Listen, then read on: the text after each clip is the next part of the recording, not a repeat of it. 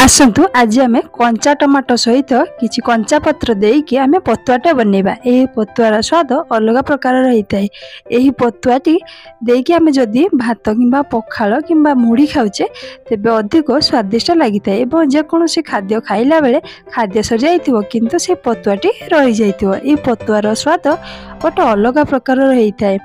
यही पतुआटी न खाइले जना पड़ो ना। तेणु यही भिडियोटी को प्रथम शेष पर्यंत देखते और भल लगे लाइक सब्सक्राइब निश्चित करूँ। जय जगन्नाथ। मिष्टी किचन को आपण मानक बहुत बहुत स्वागत।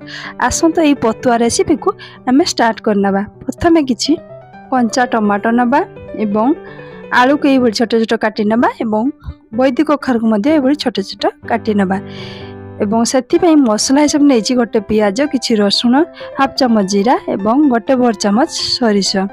एबे ये सबू मसला को आम मिसेकी दीटा पत्र देकी आम बाटी नबा।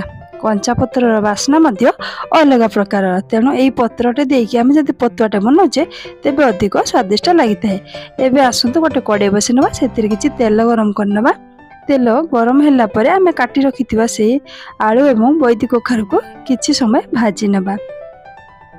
सबको पकई नबा। पकई सारा परे परिमाण अनुसार लुण एवं हलदी किछि पकई नबा। पकई सारा परे आमे एपट सेपट करनबा। देखंतु हलदी पकई सारा परे लुण किछि पकईले एबे किछि समय आमे एपट सेपट करनबा। कर सारा परे आमे किछि समय घोड़नटे दे देबा। देखंतु परिवाटी भल भाव टे गले पतुआटा स्वाद भल लगी था। एबे गड़नटे दे गोटे 2 मिनिट छाड़देवा। एबे खोली नबा। देखो परिवाटी किसी अंश आसला। एबे से आम बाटी रखी मुझे भितर मसला को बाटिकी चिकन भाव बाटी रखी। एबे से देदेली लंका गुंड किसी दबा एवं हलदी गुंड आ कि पकई नबा। पकई सारा पर ए सब को भल भाव कषि नबा जमी परिवा सहित मसला भल भाव मिसीज। ये मसला सहित मुझे टमाटो पत्र को बाटिकी देछि। एबे आसतु भल भाव यहाँ कषि नबा। किसी अंश मसला कषि है आम काटी रखी से टमाटो को देदेबा। दे सारा पर से टमाटर परिमाण अनुसार लुण किछि देबा।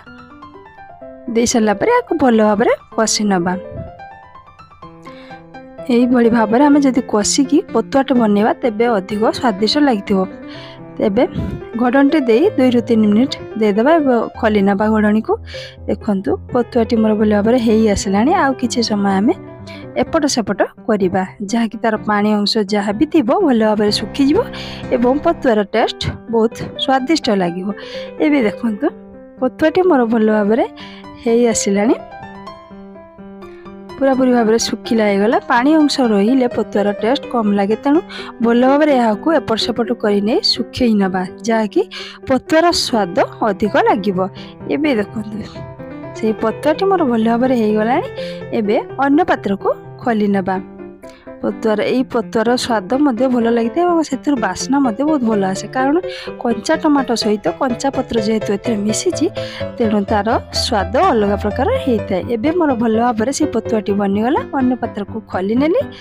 एबे यही भाव में देखो मुझे पतुआ को बनई नेली। तेणु यही भाव में कंचा टमाटो सहित कंचा पत्र देकी पतुआटे बनातु एवं जेकोसी खाद्य सहित खातु। भल तो लगे निश्चित। केमिति लगुच कमेंट बॉक्स लिखि निश्चित जनातु। वर्तमान पाई रहूची बाय। पुणी आसीबी नुआ वीडियो नुआ रेसिपी सह। जय जगन्नाथ।